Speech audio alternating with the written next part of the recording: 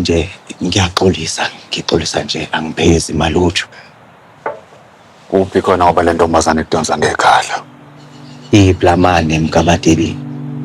Ningumngami.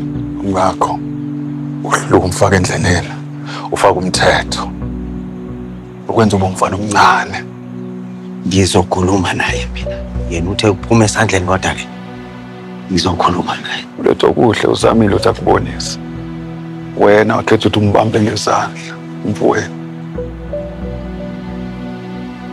Yini mina engayifunda kuletho kuhle? Yini uletho kuhle angangitshela yona mina njengoba umfana engenamfazi yena? Mhlawumbe akashadile kepha uyindoda.